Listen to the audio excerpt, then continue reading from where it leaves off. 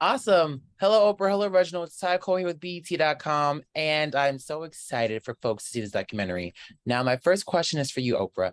You sat down with Sidney Poitier a few years back and asked him what about his 5 decades in Hollywood taught him.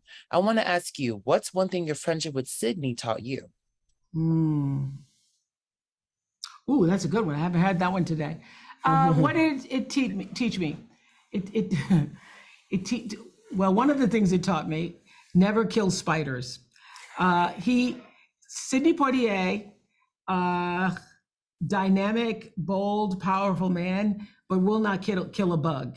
And I was at the house once and I watched him literally spider in the corner and him go get a tissue and spend 15 minutes trying to get the spider like onto the tissue and out of the Yeah, house because he will not kill a spider.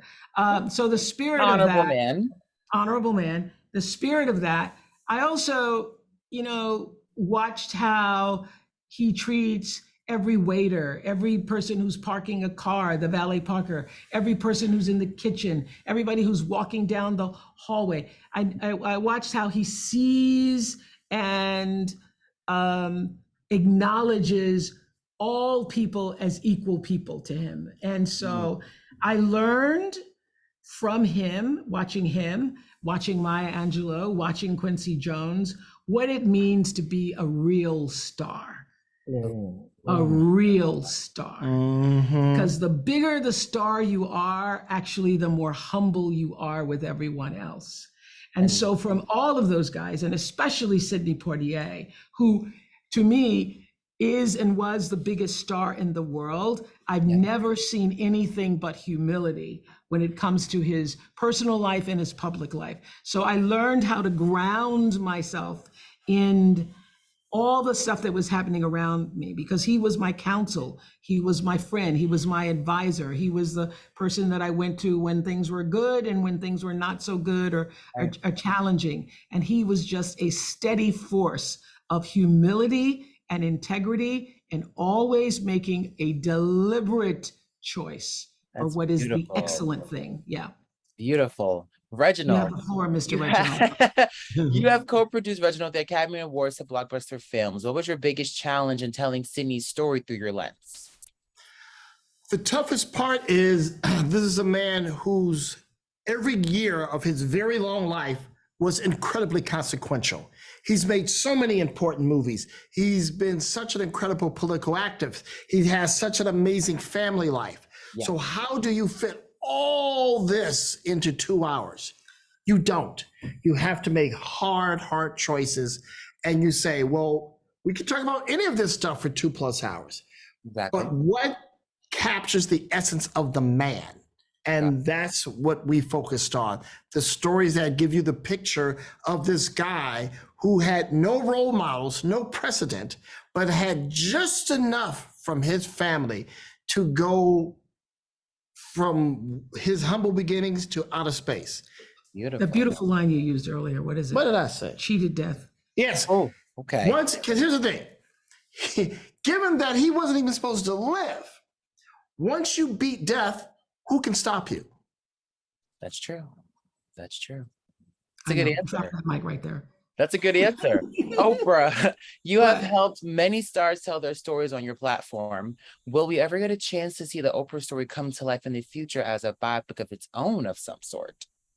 Yeah, I think there's some people working on that right now. But again, it's a hard story to tell because, over the years, I've talked to over 35,000 people one on one.